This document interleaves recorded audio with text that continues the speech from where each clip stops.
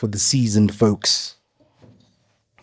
So we had Sales Explosion this weekend, and I wrote down some stuff, and I titled it "Shit Barry Says." It could be dangerous. Probably is dangerous, but anyway. Hello, everybody, and welcome to a brand new episode of the Uncovering Greatness podcast. As always, I am your host, Sully, and today I am joined by the businessman, author, and triathlete, Mr. Barry Mitchell. You're not a triathlete now. I thought you are. I'm just shaking my head. He disagreed with my intro. Barry is I'm just the... going to hold my cup up. Okay. That's all I'm actually not going to say anything for the podcast. I'm just going to hold my cup up. This is going to be a short episode. Barry is the founder. This is it all. He is the founder and the lead trainer at Uncovering Greatness. He works with businesses across the SADC region, helping them build, honestly, more effective teams, increase their sales, and just drive stronger businesses. And I think that is really one of the key things that is lacking in our beautiful continent is, I feel, businesses with strong context. I mean, we've done episodes when we speak a lot about accountability and things like that, and we see that there's a massive lack of accountability in teams and businesses in South Africa. So this episode is dedicated to things, but more so teachings that Barry has given over the past weekend, but more so over the past 32 years. And for me, I wanted to do this because some of you were not there, obviously. So I wanted to share some of those things with you, because I thought that they were really, really profound. I got a new title. Did I tell you? What you got? I am the COA. What is that? Have you ever heard of a COA? I mean, there's a CEO, COO, CFO, CIT. Yes. I'm the COA. What is that? Chief Operating Asshole. Yeah, I like that. That's your t-shirt for next year. Those of you that have been in my events, you'll know what I'm talking about. Anyway, let's get on with this. Let's get on with this. All right.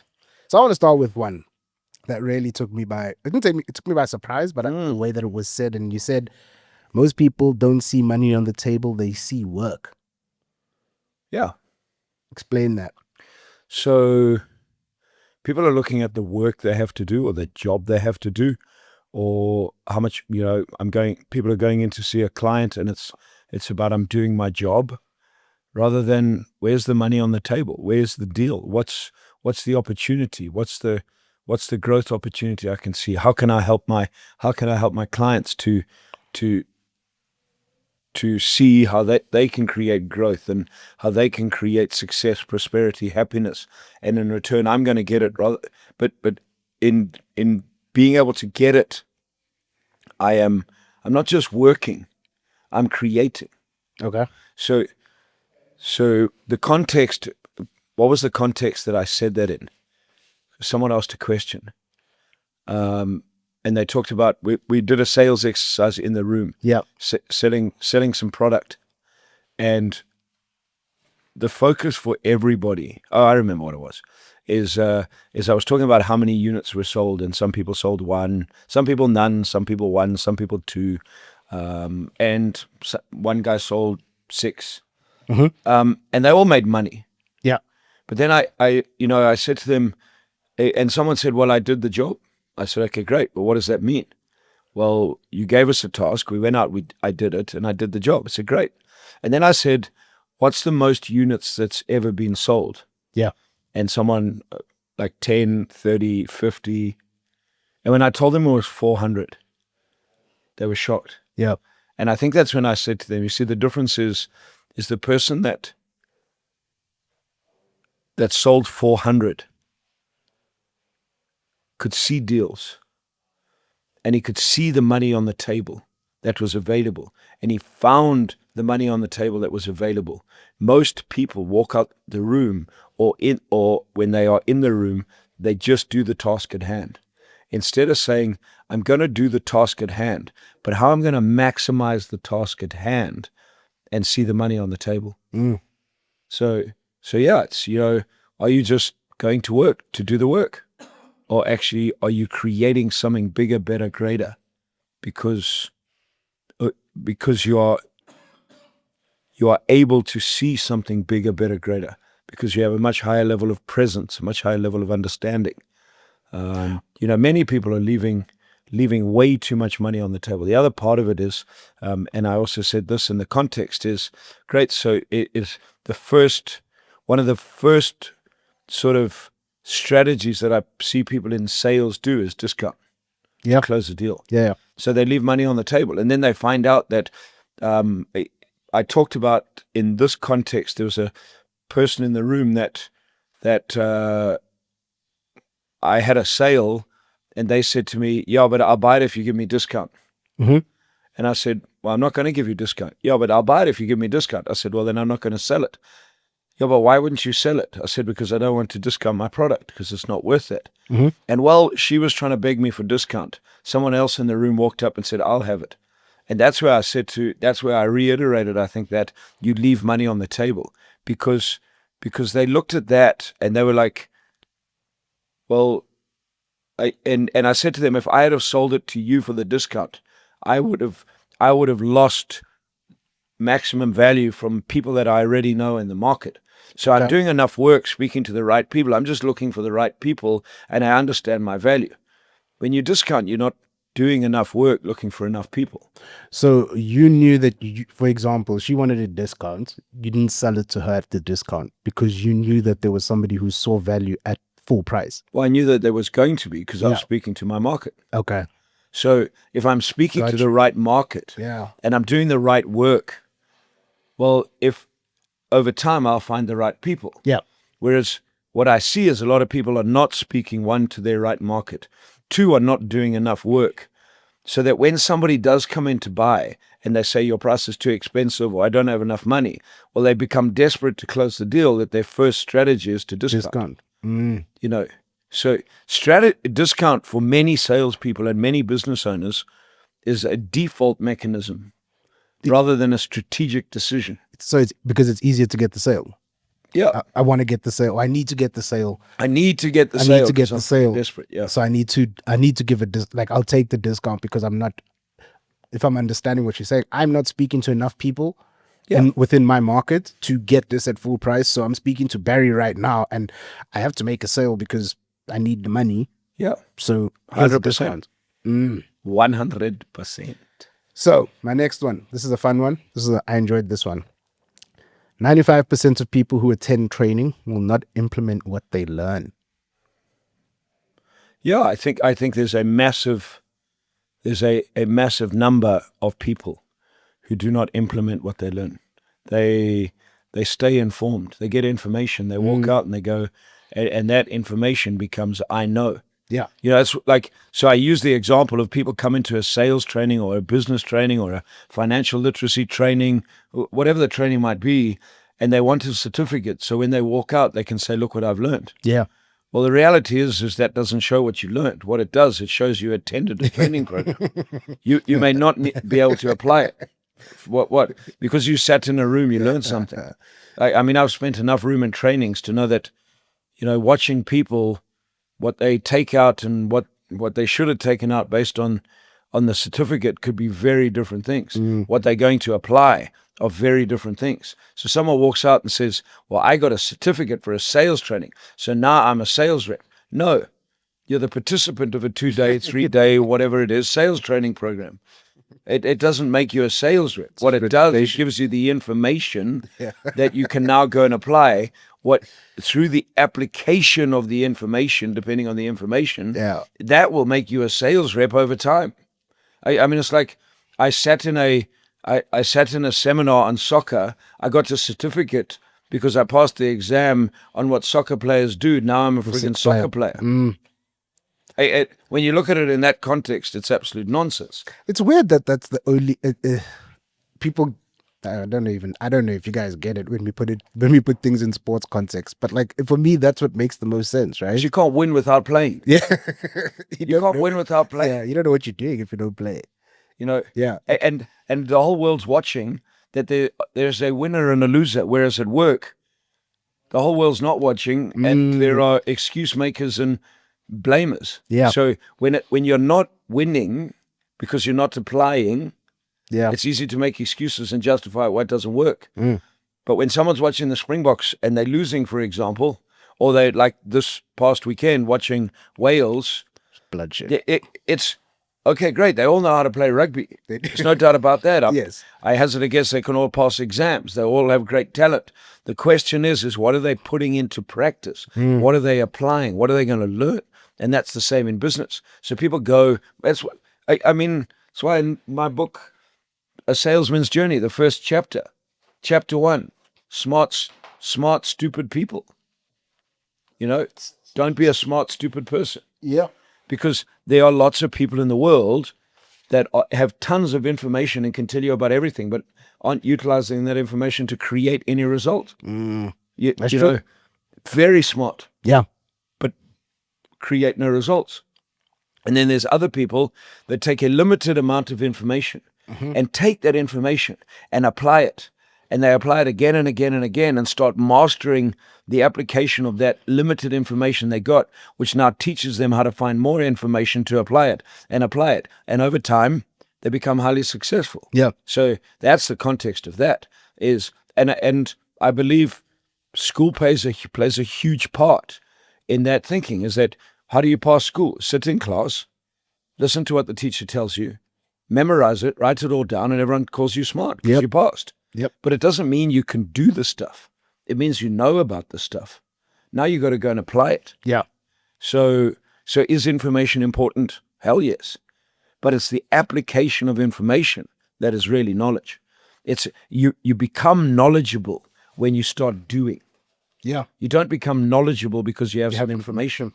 You are highly informed maybe, but not knowledge. That's how I look at knowledge. Knowledge is taking information and putting it through the process of application, which ultimately becomes learning. And the more you do it over again and again and again, the more you learn, the more you refine it, the better you become, the more you go to mastery.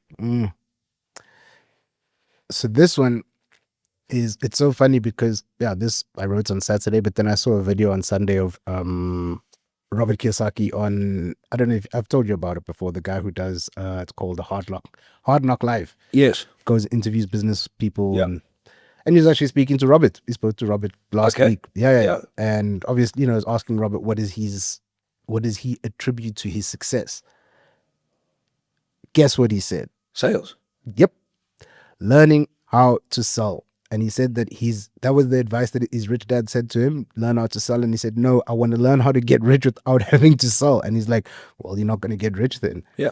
And he has dedicated his life to learning how to sell. So in all the years I traveled around with Robert and learned from him and spent time with him, the amount of times I heard him say, if there's one thing I've dedicated myself to learning, it's learning how to sell. Because without that core fundamental skill, well, it goes back to sales is a life skill. Yeah. And he says the most important sale of all and the number one skill in business and in life is the ability to sell. And Blair Singer says the most important sale of all is the sale you make to yourself. So, but it's the art. When Kiyosaki talks, it's the art of sales. It's how to close deals. Yeah. How to make money. If you can't make money, how do you make money make money? It's impossible. So I said all of that to say, this is what you said. Sales is the biggest personal development journey you can go on. Yeah. Why? Well, so for most people going into sales, what's their biggest fear? Rejection. Rejection. Yeah. So who wants to get told no? Nobody. Who wants to get told I don't like what you have? Who wants to get told I'm not interested? Nobody. So there's this huge fear of rejection. So first up, the reason sales is such a powerful personal development journey is that you have to face rejection every day of your life. Okay? Yeah. The second reason sales is such a powerful personal development journey is that results come from action. They don't come from sitting around spouting off the 5 C's, the 4 G's, the 3 P's, spouting off how to handle objections and who, what the objection formula is. Anyone can do that. Yeah. But very easy. sales, the real part of sales is out in the field, meeting people, refining your pitch, refining objection handling, refining learning how to ask questions, mastering the core basic skills. And the more you do it, the better you get. But in order to get to good, not even great, you have to make lots of mistakes. You have to try close deals, get kicked out of doors, get told to come back again, have, people give you promises. No, I'm going to buy next week. Then you phone them and you can't get hold of them. They're on witness protection program. Then you got to find a way around, and, then you deal with people who lie because everyone lies. No, come back next week, do this. So, yeah. And if you really want to grow, put yourself in that place. So you see, many salespeople don't look at it like that because they just think if I show up, people are going to walk through the door. I'm going to make millions of rand. I'm going to make all my commission. It's cool. That's not how it works. That's why you grow. Yeah. That's why you grow in sales, because you have to learn to handle the no's, handle the rejections, handle the pushback. And then you learn over time that rejections become objections. Then you learn how to handle objections. Once you learn how to handle objections, then you realize that not everybody that I'm going to speak to is going to be a client. Even people that may use the product that I sell may not like me, may not like who I'm buying from, may have much better relationships with other people, so on and so on and so on. So you have to do the work over time that refines you to becoming a great salesperson. And that's why I do. I think it's very results driven, and anything that is results driven will grow you if you are measuring the results and serious about your results. So I don't want this to, and I think that's sometimes what people think is that we get like Barry is just a sales trainer. So I don't want to just want that to be clear. Sales is a key part of what you do, but it's not all you do, right? Yeah, well, because you're always selling. I mean, I spend most of my time now working with very successful business owners and entrepreneurs that have had years and years experience building very successful businesses. Not, I mean, some of my clients have billion, 2 billion rand businesses. They employ 400-500 people. They expand across Africa. Been very blessed, work with some high realized brands in the African continent, and spend a lot of time teaching around business processes, helping them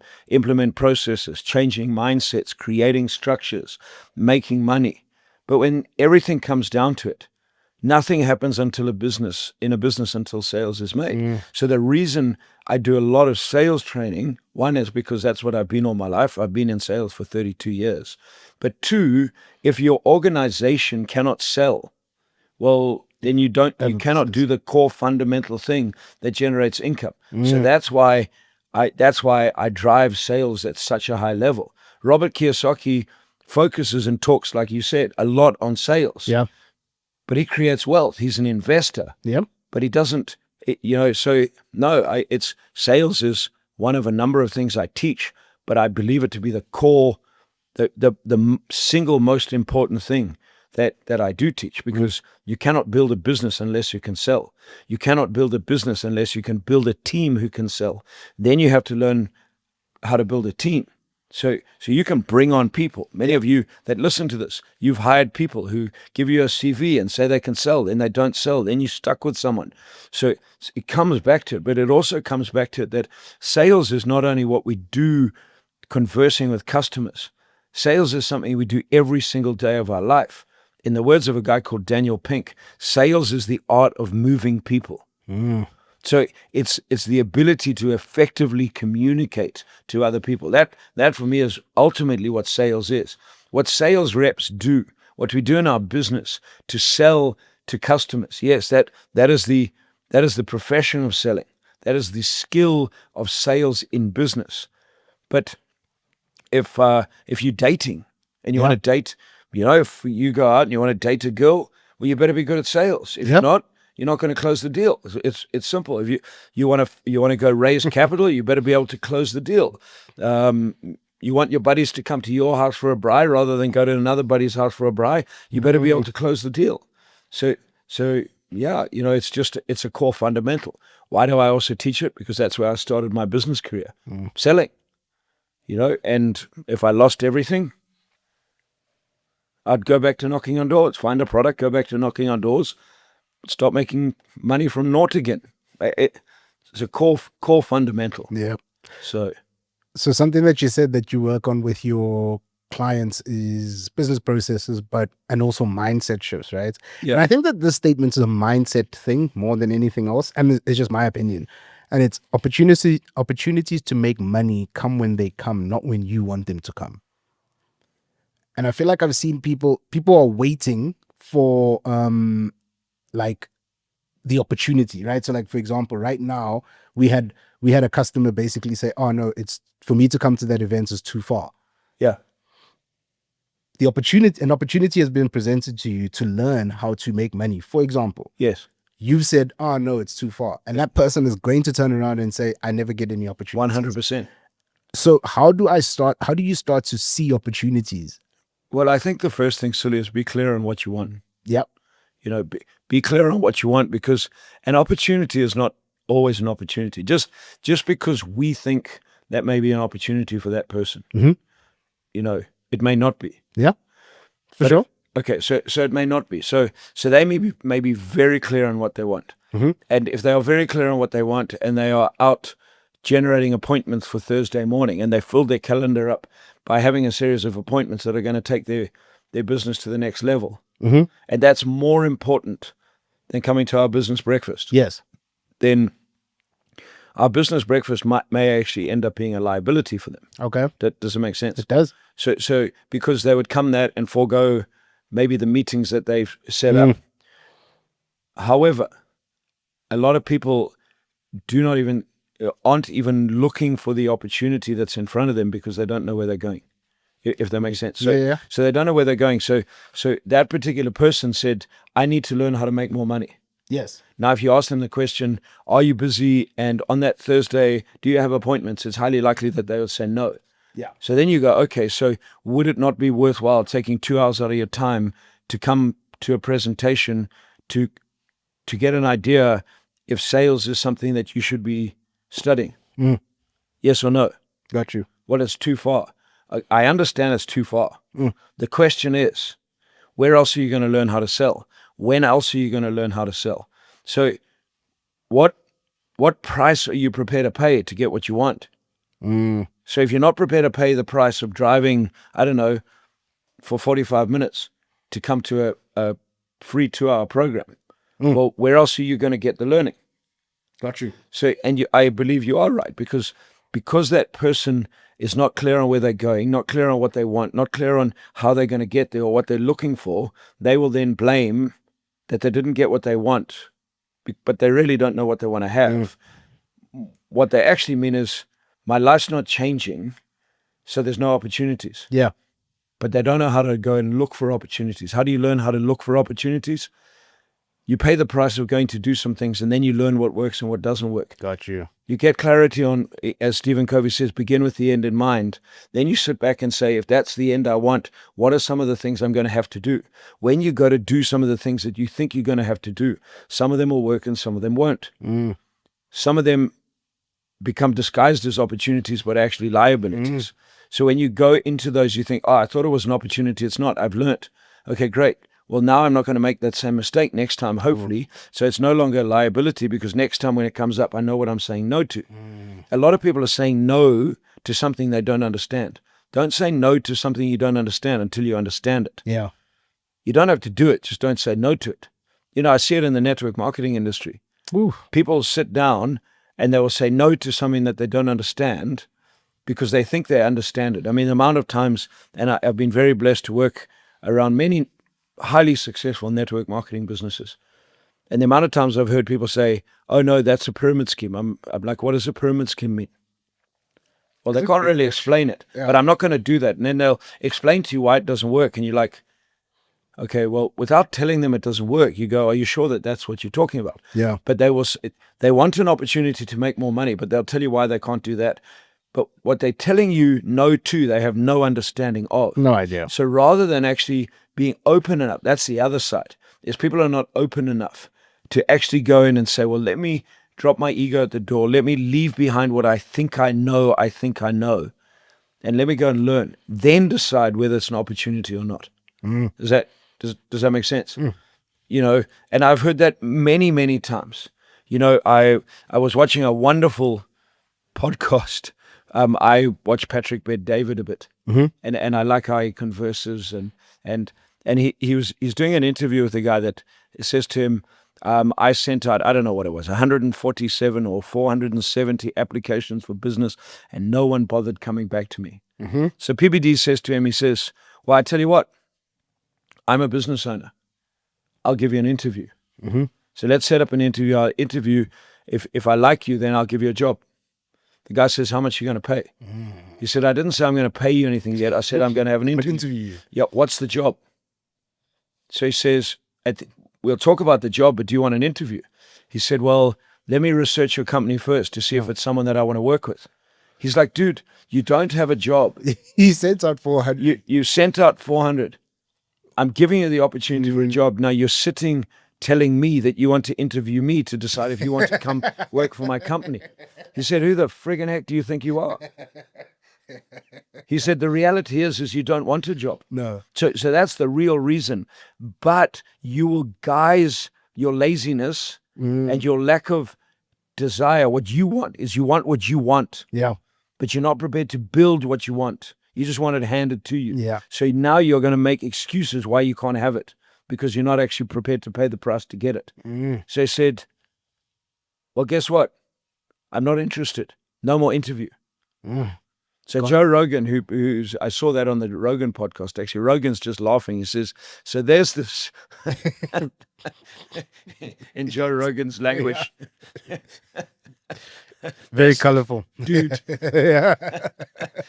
Who, there's this fucker who is complaining he doesn't have a job, gets given a job and gets fired before he even goes to the interview. Dude, you didn't even get the interview. You were given the interview and you already got canned because you said, no, I would ask all these stupid questions that are irrelevant to what you act. And that's the thing, right? It's very clear that he doesn't know what he wants.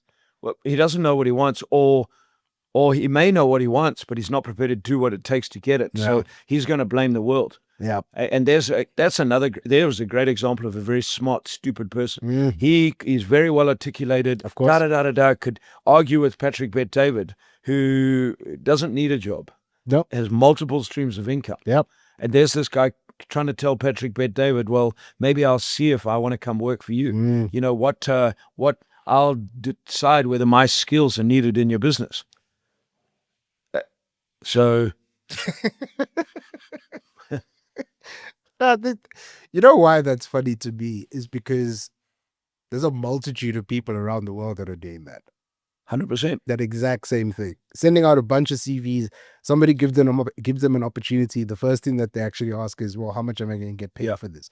And it's like, you do understand that you're sitting at home, not earning anything right now. So anything, and I mean this in the most respectful way possible, but any form of income that you have, that you'll get from this is way more than what you have right now. 100%. But more so, we now live in a world where people aren't willing to humble themselves enough to go and, more than anything, just learn, right? Like, maybe you actually don't get paid anything, but maybe you learn something about what it is to be in this business, to be in a different business, to be in a different environment that can help you get what you want. But if you don't know what you want, how do you get there? So if I was sitting at home and I didn't have a job, and I watched that interview, what do you think I would do? You'd reach out. To who? To Patrick Bet-David. 100%. Yeah. You imagine that? Reaching out to PBD and saying to him, PBD, look, you don't know me. I watch your podcasts. Recently, I've been retrenched or wada. These are my skills. And I saw you offer an interview to that guy. Would it be possible? Could I take up that opportunity? Yeah. What do you think he'd say? He'd jump on it. You may not get the job. No. But that's creating opportunities. Yeah. Because that's creating a risk, putting up your hand, not, hey, feel sorry for me. So give me a job. No, I saw, humble yourself to go, I don't know what the job entails. I have no idea, but I'd love to. Would you be prepared to interview me? I just want to learn. Can you interview me? Can you give me the opportunity? I don't know what the opportunity is. And then do you think that guy would say, no, it's okay, well, let's jump on a Zoom call, jump on something. Who are you? What do you do? If you're a right fit, then you get the job. If not, well, guess what he's going to do next on his next podcast? He's going to say, "Hey guys, you You know that little clip that we sent out? You're not going to believe what happened. Somebody else reached out. Guy called Barry, he phones me up. He's just been retrenched. He saw the opportunity. What do you think we should do with a guy like that? Now, what I learn is highly successful people very often will create Something. an opportunity. They won't give you the salary you want or anything. No. But what they'll say is, look, dude, I right now, I can't pay you what you're earning. But what I can do is I can open a door. You can come work for me. You can do this. This is where you can start at. And if you prove yourself, you'll grow. Do you want it? Yeah. You go create the opportunity. But people don't want that. No. Give it to me. They want no, but that's unfair. You must give me what I want because the fair market wage. Dude, I'm creating an opportunity. So right now, the fair market wage that I'm prepared to pay is naught because I don't have a job for you.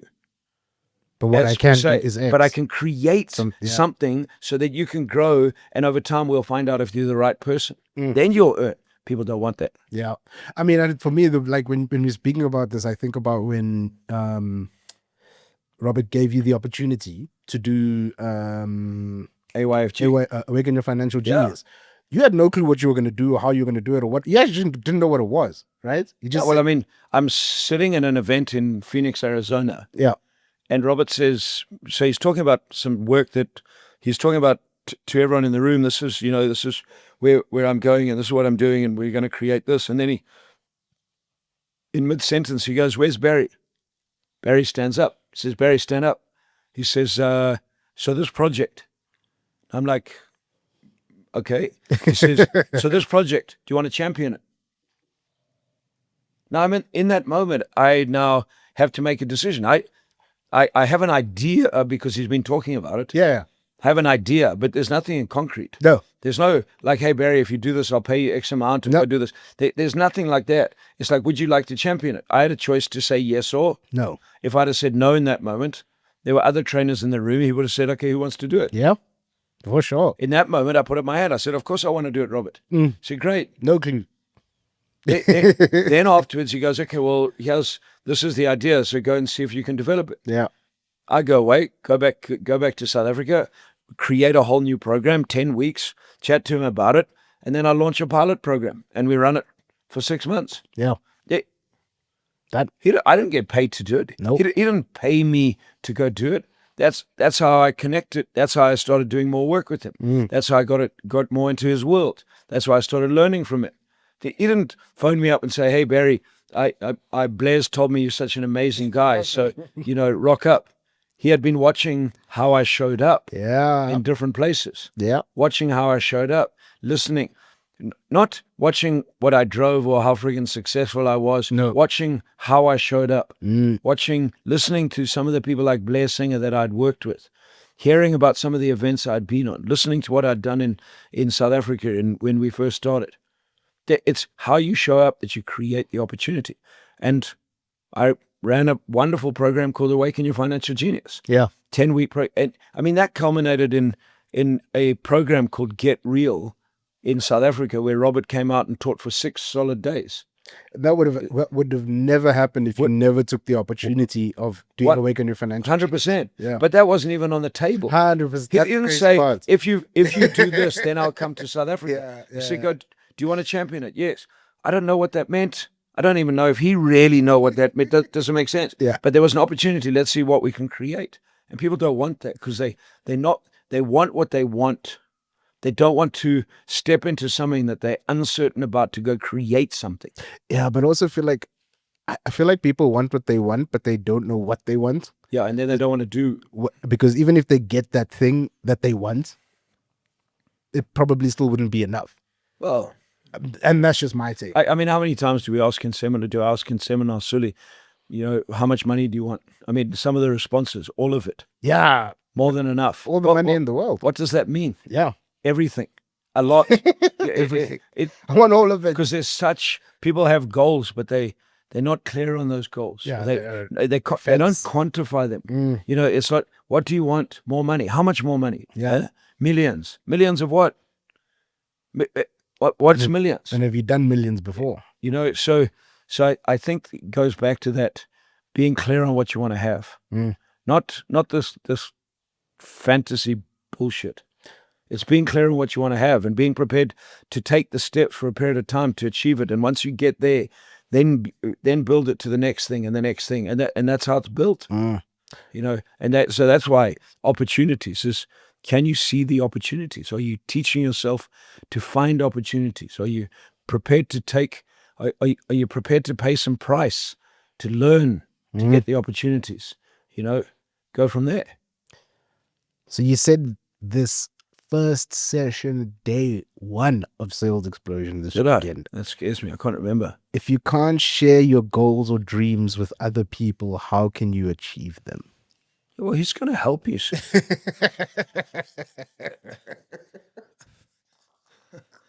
The way he said that, you're so defeated. You're like, it's so, people are so scared to talk about what they want to have in front of people because someone's going to steal their stuff.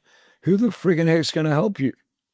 It's like me coming to you, Sully, and say, I have a huge, big goal. Tell me about it, Barry. I can't, Sully, but you know what? I need you to give me money so I can achieve it. and then I'll tell you. Why can't you tell me? Well, you might steal it from me. So you're worried that I'm going to steal your idea, but you still want my money. You're friggin' stupid.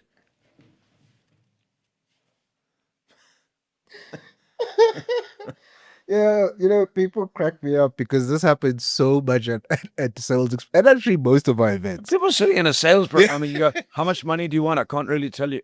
What? So how am I going to I help? know what it is. One, it comes down to, I'm actually not clear, so I can't give you a number, but I won't tell you that I'm not clear because everyone is going to think I look stupid. Yeah. Or 2, if I do give you a number, then everyone else is going to judge me, so I don't want to be judged. So there's a number of reasons, or 3, I'm scared that if I do tell you something, you may laugh at it. Yeah. So there's a whole lot of reasons. But the reality is if I'm trying to build something, I'm trying to find out what to do. Well, surely I go ask some people, I say, I have this idea. I don't have to give them all the in-depth intricacies of the idea. I say, I have an idea. I have a new design for a bottle. It's an aluminium bottle. There's a new design. What would be the best way to go about it? What would I need? How many people could I find? Yeah. Do you know anyone? I see you do events. Yeah. You guys use water bottles. 100%. Yeah. So. Now I found that hilarious when because it was somebody they were talking about what they wanted to do, and then you're like, okay, what is that? And he literally said, no, I can't tell you. I was finished. I had to write it down because I was like, I need to address this. And you're coming into a room to learn how to build a business and make money from me. Yeah.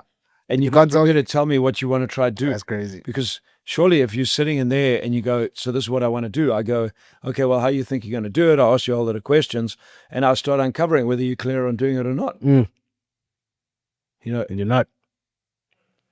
And I think this final one ties into that exact thing quite perfectly. People fear public opinion more than death. Yeah, I heard that. I've heard that many times over the years as one of, some people's biggest fear is public humiliation, and the fear of public humiliation over death. Now, and I can connect with that because that was my biggest fear 19 years ago was public speaking, public humiliation, people laughing at me, and it's debilitating, man. It's paralyzing. Yeah. Until you learn to get through that little voice that holds you back. Yeah. Now, and you know what's crazy for me, like coming from like having been a DJ before, like I've always been in the sort of, I guess, spotlight. And then I would have to do intros at events. I was terrified to do that because it was the same thing, right? It was the thing of I don't want to look stupid in front of these people. Okay, well, let's look at this scenario. Yeah. We sit here, we sit behind the mics, we're in here, we chat, we talk a bit of shit, we talk serious stuff, da-da-da-da-da. Great. Yeah. Okay, now let's take the two of us right in this moment, take these mics, take this table away, put us on a stage in front of 1,000 people. Yeah. Now what? Now how are you feeling? Good. Now you're ready to speak to them? Yeah. At the level we're speaking? Yeah. Okay. There's no fear? No. Okay, why not? So because there was something that you had actually said to me when we used to do Circle of Influence. Okay. Focus on what you need to focus on and say what you need to say Yes. and leave. But 10 years ago, you would have been terrified. I wouldn't have told you crazy. So does that make sense? Yeah. So you've learned, you've been with me, you've learned, you've Yeah. stood up, you've done intros, that it's grown and grown and grown. Yeah. So that's the deal. So I go back to your scenario. You behind your mixing station, you were safe. 100%. Because it's your zone. It's comfort. Yeah. Everybody else is there to listen to your music. If your music's cucked, they're going to tell you that you're safe. Yes. Does that make sense? Yeah. You stand at an intro into 100 people in an event. Oh shit! And it's now you're being judged. Yes. So, and that's the process. That's the process of growth. And I think, I feel like that applies to like even when people are going out to make sales calls. Yeah. Right. It's the fear of what somebody else is going to say about your product or your service or whatever, but you're actually not focused on the fact that is gonna happen either way. 100%. You're gonna get negative, but we it's so much easier to focus on the negative opinions than it is to focus on the positives. Yeah, I mean, I know we're going to get negative opinions on this. Yeah. Great. That's cool. Bring them. I look forward to it. Everyone's entitled to an opinion. Yeah. It's great. I mean, last week we had a number of opinions. Excellent. Thanks. Thank you. Appreciate them. Appreciate them. I'm not going to tell you you're wrong. I'm not going to go back and argue with you. That's your opinion. We'll ask you some questions. That's it. Good man. Done. But I'm not sitting here with the fear of what's everyone going to say. Why? Because I had enough clarity on who my target market is. I have enough clarity on who we connect with. I have enough clarity on the target market that we go after. I have enough clarity of the business owners and the type of business owners I connect with. I have enough clarity that the people that we really connect with are real people. I have enough clarity that my client base that I built up over 20 years and the client base that will come from the client base that I built up connect with who I am and what I do and my reality. So it doesn't really worry me, So if someone comes and makes some comment like, "What can you teach me? What do you know about business?" I mean, like the one we had the other day. I'm a seasoned entrepreneur. Yeah. I'm like, great. You're a seasoned entrepreneur. What does that mean? What can you teach me about sales? Well, the reality is nothing. Yeah. Because you actually don't want to learn. Yeah. Because you closed off based on who you think you are, which is fine. I don't mind. And two, it's highly unlikely you even know what I do in a room. So, but guess what? It's okay, because if you don't like what I'm saying here or what we're saying or how we do what we do, well, you don't have to buy from us. And you're not my target market. That's and okay. Be fine. Yeah. Because quite frankly, I'm not looking for you. Yeah. I'm looking for people who connect with what we say and how we do what we do and who we are and go from there. Yeah. And I'm looking for, yes, maybe not seasoned entrepreneurs that have walked a long journey wherever they are in their business are wanting to move to a new level. Because what I do know, it doesn't matter where you are, how long you've been in the game, to go from the level you're at to the next level requires a different mindset, requires a different level of heat and pressure, requires, There's always a different level to get to. And that's great. Yeah. But if it's not in our space, well, maybe it's someone else's space. Good for you. Thank you. Millions of people out there. Is that fair? I'm not going to jump up and down and call you wrong and shout. And it's okay. It's your opinion. Yep. But but I'm not also going to sit here with the fear of, who's going to say the next thing? I'm not, because I'm speaking from my knowledge, from my heart, from what I've learned, with the preparedness to change, to learn new things. But I'm telling you from my truth. And I think that I feel like that's such trying to pretend to be somebody. 100%. And that's the key thing, right? If what we're doing is authentic and real from our perspective and who we are, what you say doesn't necessarily matter. And that's, I think, where people get stuck with things, right? Because it's like, do you stand by what you said? Do you know what I mean? So we talk a lot about people being flip-floppers. So you said whatever you said online, right? You said some crazy thing online and somebody came and people went at you. But do you stand by what you said? Yeah. More than likely, the people who stand by what they say never get cancelled. But I may change if you can give me a different perspective, because I'm open. Yes. But if you come and attack me, I'll go, but that's what I believe. Yeah, you're not actually. That's my worldview. That's how I look at it. Yeah. Yeah. So what? Yeah. You know, What's your worldview? Let me understand yours. I mean, months ago we had a comment where someone commented, "How could you profess to be a speaker when you say Yes. Great, thank you. Well, one, I'm not a speaker. Mm-hmm. Okay, I don't make a living out of speaking. I'm not a speaker. I do not do many keynote addresses. I do not go into companies and do a 1 hour rah rah. Not often. That's not what we sell out here. So I'm not a speaker. I'm a trainer. Yes. Okay. The longer the events I run and the more experiential process I create, the better I have. Mm-hmm. Second thing is the context of that is that whenever I get going because of how I teach, I am working with what's coming from the room, and I'm standing there thinking, well, interesting you say that. So How would I look? because I'm not delivering The script. a 1.5 hour from a very polished script with a PowerPoint, because that's not what I do. So when you see something online and you have a perception of what you think, but you don't actually know what it is, you will make a perceived comment, which may be totally out of context. And that's okay. So if I go back or you go back and you challenge that, that person will come back totally out of context. Yep. So there's no point in challenging it. It's like, thank you so much. I'll pass it on to Barry.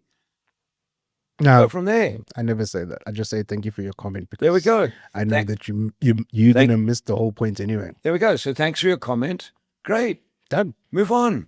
Because I know you do. I know you're not a trainer, so you actually have no idea how this actually works, right? I would rather have somebody. I'd rather sit in a training where somebody is going and ah versus somebody who is just rattling through things, and then when I ask a question, they don't have the answer because it's not on their script, and then it's a thing of I'll get back to you on that. Yeah, no, but I need the answer now. I need to implement So now, if you see that, and that's your perception of someone on Facebook doing that, yeah, and you come at them with the perspective of, yeah, but a good trainer should be able to do this, this, and that's not what they do. yeah, I'll be wrong to do that, in my opinion. Well, but not necessarily. That's your feedback. Yeah. But if they take it on and start telling you you don't know what you're talking, you are talking from a different context. 100%. Instead of saying, what's your context? Yeah. So I think part of, and I don't no idea how we got here. It was I think it was talking through this idea of the fear of moving on and being real and being authentic and being yourself. Be you. Yeah. Public opinion. No, we're talking about public opinion. Oh, public opinion. So if the fear of public opinion, well, if I'm being authentically me, what do I have to fear? In today's world, I know that I'm going to offend someone. Someone will always find offense with something. Yep. If you want to find something wrong in someone, you can always do it. If you want to find something right in someone, you can always do it. It's not a problem. The thing is, I don't mind. It's just go to any comment section on any platform, right? Choose your platform of choice. Go to a comment section. No matter what the image or video is, you will see some crazy opinions. Where you're like, wait, what is it? Now you have to go back and watch the video to go, wait, did I do something? Even read? Did you even read or listen to the video? You're like, wait, what just happened here? Are we talking about the same thing? I mean, I saw one the other day with it was Donald Trump, J.D. Vance, Mike Johnson, RFK sitting on Air Force One, having America's just had Thanksgiving, having Thanksgiving dinner, and there's this big turkey and tons of food and da-da-da-da-da. And if you actually look at it, you can see the whole thing is obviously, I say obviously staged, but is AI generated. Okay. Because the table's this high. The table's this high. Their legs are this short and their bodies are this long. And some of the comments you see about, look how they're wasting our money. And you're like, it's not even friggin' real, but the person didn't even think. Now you are scared of public opinion. You're scared of public opinion. Many people that are going to give you the opinion actually don't even think. That's the other thing I say in a room. Is why are you worried about how people think? Most people, one, don't think. And two, they're not thinking about you. And you have a fear of how they think. Like, did you, Goodness like, you showed me the video and I went and found it and I looked at the comment section because that's what I'm obsessed with comment sections. The lava video. Oh, chum, how funny is that, man? And people were like, oh my gosh, this is so bad, and pray for this. And I'm like, you see, guys, you see, now you're already doing your pray for this country. Pray. If that was real love, The person running to the car happened to run through the lava, this lady is a superhuman. and based on her physical proportions, she wasn't doing a lot of running. No. So, but she was trapped. She was in the middle of that lava, and She moved. what was incredible, her clothing Nothing. didn't even incinerate. The cars. But so you see that, and then people get all upset. Yeah. It's like, get a life, man. Come on. So, yes. and I think that's the thing about social media, is that it's so open to abuse. It is. It's so open to abuse, and so for me on social media, I just want to be authentically who I am. If you like me, great. If you like what we teach, if you like who we are, great, excellent. If you don't, no problem. I don't mind. I don't get how people like. Have you ever wasted your energy going to a comment like going to comment on something of somebody's that you don't like? So I don't like X, and I'm gonna go there and I'm gonna speak. Why would I want to do that? But the question is, why am I even on their profile? Exactly. It has no. But you know why? Because you have nothing better to do. Yeah. Because you lost in the wrong stuff. Yeah. Fine. Go back to where we started, because you don't know where you're going. Yeah. You know, and this is the other thing. You know, in the world we operate in a minimum of duality. So where there's favorable people who are saying, I love what you guys do, there has to be people that says, Of course. I don't. I mean, in our world of trainers and speakers and social media, I mean, I don't know if it's died down, but at one stage it was huge. Haters. Who the haters? Oh yeah, it's still now it's worse. Get a life, man. It's so much worse. Why are you worried about the haters? Yeah. People have an opinion. Say thank you for your opinion. Like It doesn't mean you have to take it. Feel like- When you rise to it, they've got you. yeah. Now I got him. Yep. The question that I ask is, when you rise to it, what are you hiding? What are you trying to, wait, and I watch people that rise to it and start going and telling people you're wrong and attacking. I'm like, what are you hiding? Because there's some form of emotion that's been triggered in you by what they said. For sure. You know, sure. like when I make statements, how do you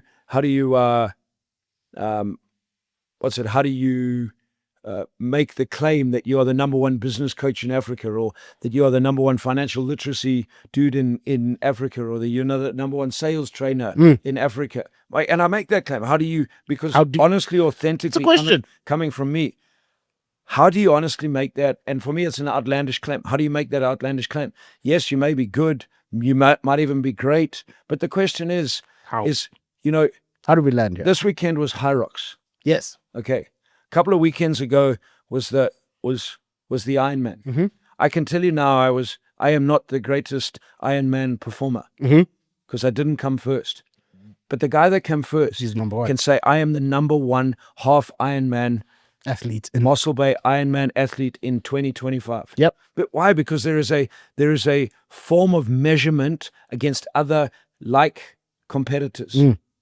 Does that make sense? Fully agreed. I can compete against myself and say, I am much better than I thought I was. I'm getting better. Better than I was 6 months ago. So now we make that statement in this discussion, and other people come on and go and make comments, and you're like, my simple thing is, what are you hiding? Yeah. What's that little bit of emotion that got triggered? What's that little bit of charge that came up that pisses you off that someone says this? That little bit of charge where you have to justify why I said that. But that's what you believe, great. I don't care. I just asked the question, how do you do that? I mean, I've been around this speaking training world for 20 years. I've watched people stand up on stage. I've watched people come from America, stand up on stage, and claim I'm the number one business coach in the world. Get a life, man. And you know what? And then I go and look at a guy like Tony Robbins. I'm like, I was going to say that exact same thing. How do you how do you compare yourself to Tony Robbins? If that's okay, you may think you are, but the question is how do you make that outlandish claim when there's hundreds of thousands of really great friggin' Stephen Covey, John Maxwell, 100% great. But I don't see the Coveys and the Maxwells standing up saying, I'm the number one. Like, I don't see Tony Robbins saying that. I don't think Tony Robbins has ever said that. Why? Because Tony puts 30,000 people in a friggin' room and delivers on the content. He delivers. People are there. You don't have to pretend, look at me. No. So that's the deal. Tiger Woods didn't have to say, look at me, I'm the number one golfer. He showed got it. out, he delivered. Showed it to you. Does that make sense? Yeah. The Springboks. Look, notice the Springboks are not running around saying, look at us, we're number one. Nope. The fans are. The fans The are. Springboks aren't. Nope. They're not, because they're delivering on the field. Yep. And when they're not delivering on the field, they don't go out and say, yo, well, look, we're still number one. No, you're not, because You're you're not just delivering. Yep. So I asked that in our discussions, we ask those type of questions, and that's when you get the feedback. It's like, thanks for your feedback. Have a nice life. I'm not going to get head up about it because it's authentically how I feel and the question I want to ask. So it's those things are fascinating. Yeah. Are you being real to you? Be real to you. Like, this weekend I made the comment, be careful when people claim about what they have and how good they are on social media and Facebook. Easy to do. Because you have no validation. It's very easy to walk into I don't know, Ferrari showroom and say, hey guys, would love to do a little bit of a photo shoot. Could I use one of your cars out the front here just to do a little? Oh yeah. What's Ferrari going to say? No, it's free advertising. Exactly. And then you make a claim. Look at me with my new Ferrari. Yeah. Picking it up. Come to my next event and I'll teach you how to do this stuff. Okay. That may or may not be true, but then people jump all over it and like, ooh. Get some knowledge, get some understanding, do all that sort of stuff. But more importantly, just be authentically you, man. That's all I want to be. If I am true to myself, and you don't like it, okay. So be it.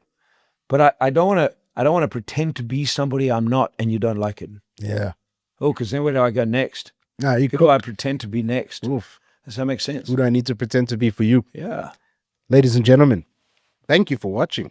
Thank you for listening. Wherever you are, don't forget audio, Spotify, Apple Podcast, every single Monday, Wednesday, and Fridays. We have the video versions that are released on YouTube. So please, guys, don't forget to subscribe. Only like 14% of our viewers are subscribers. I just had a thought.